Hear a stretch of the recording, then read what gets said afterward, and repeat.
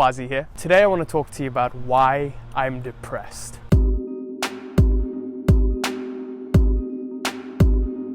Now you'll be wondering, life is going your way, everything is going as it should, but somehow, for some reason, you're still not feeling as you should and how you thought you would feel. And that's completely normal, because in understanding this concept, let's go back a long time ago, a while ago, into my personal life. When I was around 14, 15 years of age, back in England, when I was living there, I was always sort of depressed, and my social life maybe wasn't the way it was supposed to be, but I just always found myself a little bit down, a little bit depressed, and maybe it's because there wasn't enough sun there and we're not getting enough vitamin D. But what happened was, sometimes things would go my way, and when things were going my way, I was happy, and this happiness was very short-lived. And the reason behind this is because this happiness is linked to a dopamine spike. So whenever something goes your way, you get a dopamine spike, and then you get this joy, this momentary feeling of pleasure. Now, pleasure is completely different from long-lasting, fulfilling joy, which you'd get doing something that comes from within. When it's something external to you, then it's just a dopamine spike. When you drink your cup of coffee, you get a dopamine spike. When you snort a line of cocaine, you get a dopamine spike. So all of these activities are giving you what is known as a dopamine spike. And dopamine is this chemical in our brain that makes us feel good. So we're always seeking activities, and as biological beings, we're hardwired this way to seek activities that give us a dopamine spike. So that $1 million you want, the relationship that you want, the partner that you want, it's all giving you a dopamine spike. And unless it comes from within, it's not going to be sustainable and fulfilling. So I always found out in my life that, no matter however much things went my way, it was always in the process of doing the things and getting the things that I wanted that I was happy. And whenever I got those things, the happiness, the pleasure was very short-lived. And I was always wondering why, and how do I combat this? And most of the time, it's because you forget and you lose touch of who you were and who you are now. So what happens is, things are going well and you want to improve your life. Let's say you started off making $1,000 a month, and your goal was to make $10,000 a month. Slowly, you started making $10,000 a month. And then you start making $10,000 a month consistently. And eventually, after doing this, you get used to it and you get back to depression. You get back to your original state where you were when you're making $1,000 a month. And you ask yourself why this happened. And you can't really explain it because, I wanted to make 10,000, now I'm making 10,000, but you don't really know what it feels like to make that 1,000, because at every stage you're feeling a little bit different and you get used to this feeling. When people start doing spiritual practices, at first they feel really powerful and really energized, but then this becomes their new default.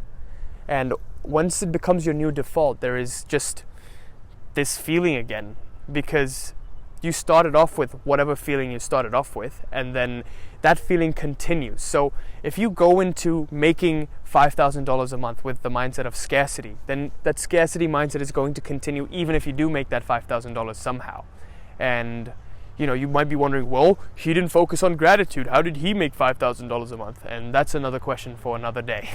But it's just whatever feeling you started off with, you're going to continue, because that's your default level. And your default level is always going to be your default level unless you do some sort of inner practice every single day to strengthen it, to make your new default a certain higher level. So if you are always joyful and you get into the habit of being joyful, then you're always going to be joyful no matter what you do. I hope that makes sense. So if you're making $1,000 a month and you come from a mindset of scarcity and you set the goal of making $10,000 a month, and then you take action based on it, and you take really intense action, and you actually do get to that $10,000 a month, eventually that still fades out and you get back to that feeling of scarcity. I have a lot of friends who've made it to the top, and then they still wonder, why do I still feel the same way that I did? They wake up in their mansions with their dream partners and they look out and it's the beautiful ocean, and they're just like, why do I still feel the same way that I did when I didn't have any of these things?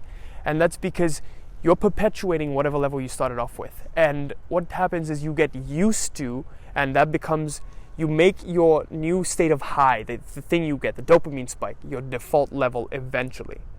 So even if you do some sort of spiritual practice, you might raise your default level up, but then eventually everything that goes past and higher than this dopamine spike that you're getting is going to bring you to your default. So the only way to raise your default level is by consistent spiritual practice every single day or regularly. So doing something like meditation would help.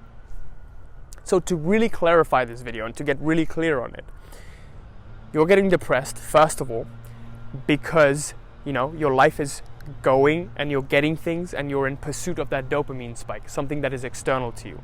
And when it's external to you, then it's a temporary spike, and then you eventually fall back to your default level.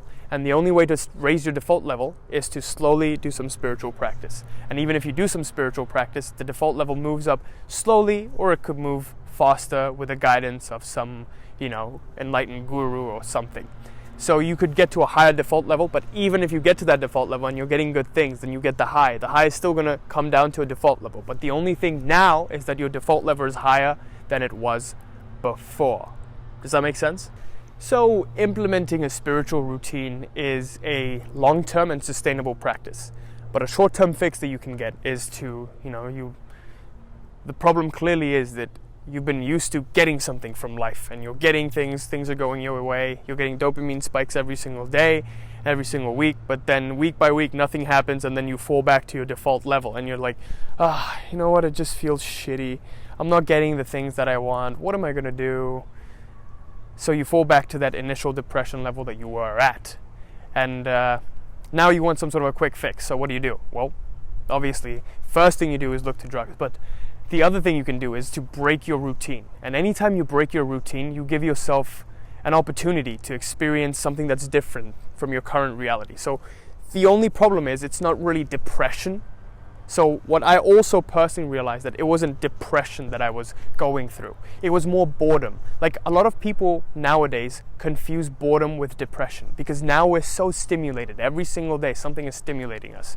And with this excessive stimulation, with our phone screens, with getting whatever we want and having less patience because we can just click a button and then things from Amazon will just come to our door. We're just having less and less patience. And we don't have that kind of patience that our forefathers and our ancestors did. So now our patience is growing thin, and now we're just accustomed to getting whatever we want as soon as we want. Instant manifestation of your groceries, your parcels, and your entertainment too. So the only thing you can do is just change your routine. So if you're doing something for a while and you kind of get bored with it, just change your routine up. So if you set yourself the goal of, I must do this task today. If you just change it up, your mind gets to experience something else and you're no longer in that boredom. So the only short-term cure is curing your boredom.